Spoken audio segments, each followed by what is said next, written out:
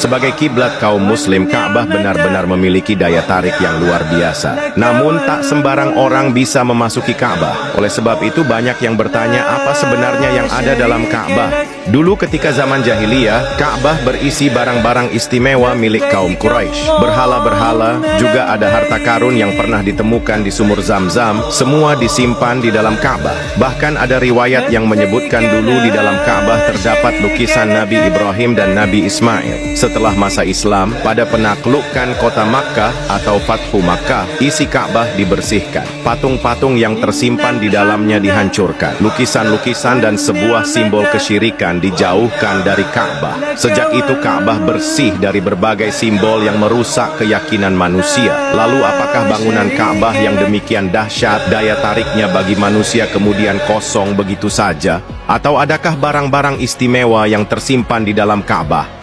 Tidak ada apa-apa di dalam Ka'bah. Bangunan segi empat ini hanya ruangan kosong, tak ada yang istimewa, nol. Tidak ada apa-apa. Inilah yang dimaksud oleh sebagian ulama sebagai titik nol spiritual seseorang. Artinya di tempat ini siapapun, dia harus menghilangkan atribut yang melekat pada dirinya, mengosongkan semua sangka syahwa, keraguan, kesombongan, kedengkian, bahkan simbol-simbol kebesaran duniawi. Semua harus dinolkan. Bagian dalam Ka'bah terdapat 3 pilar dari kayu gaharu terbaik. Ketiga pilar ini berjejer lurus dari utara ke selatan. Pada awal tahun 2000-an, bagian bawah ketiga pilar ini rentan, kemudian diperbaiki dengan diberi kayu melingkar di sekelilingnya. Pada masa Nabi Shallallahu Alaihi Wasallam, pilar ini belum ada dan baru dipasang seperti ini pada masa Khalifah Abdullah bin Zubair, cucu dari sahabat Nabi Abu Bakar radhiyallahu anhu. Meski demikian, ketiganya masih tetap kokoh hingga saat ini.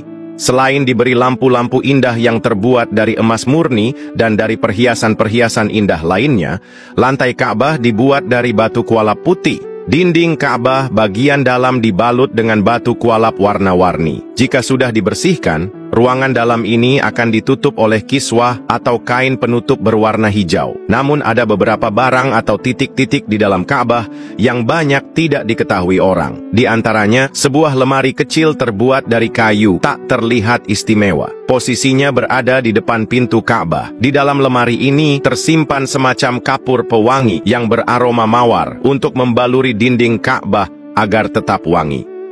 Hal ini juga dilakukan setelah dinding-dinding Ka'bah dicuci dengan air Zam-Zam yang dicampur dengan air mawar. Sejajar ke atas dengan lemari, tergantung alat-alat pewangi dari asap kayu gaharu yang khusus untuk mengharumi ruangan Ka'bah. Biasanya hal ini dilakukan setelah prosesi pencucian Ka'bah. Lampu-lampu kecil, tempat pengasaman kayu gaharu, dan wadah-wadah. Benda-benda tersebut adalah hadiah pemberian dari para khalifah, para sultan, para amir, dan para raja sepanjang sejarah Islam untuk Ka'bah.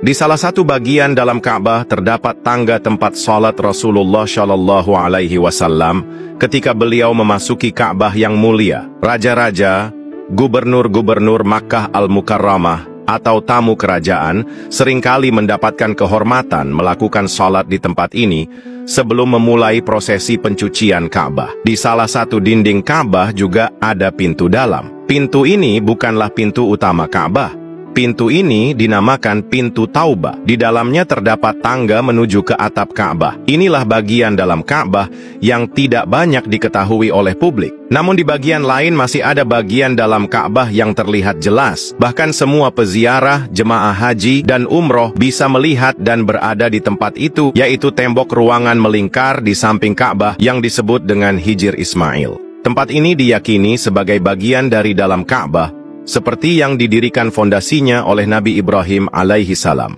Tembok melingkar ini disebut dengan tembok Syazerwan. Tembok tambahan pada Ka'bah ini dulu dibangun oleh kaum Quraisy sebelum Islam. Saat dipugar oleh kaum Quraisy, mereka termasuk kaum musyrik. Namun mereka tetap sepakat bahwa biaya renovasi Ka'bah harus dari uang yang halal. Ternyata setelah dikumpulkan uang halal yang ada di Makkah tidak cukup untuk membiayai renovasi Ka'bah. Maka Ka'bah pun kemudian dipangkas, sehingga bentuknya seperti yang terlihat seperti sekarang ini.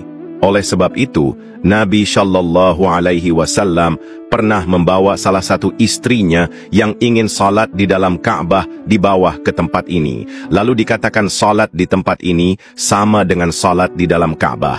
Itu sebabnya Imam Syafi'i dan Maliki melarang orang yang melakukan ibadah tawaf untuk memasuki wilayah Hijr Ismail dan harus mengelilingi bagian ini karena masih terhitung bagian dalam Ka'bah. Wallahu a'lam. Silahkan sebarkan kepada yang lain. Semoga jadi jariah ilmu bermanfaat.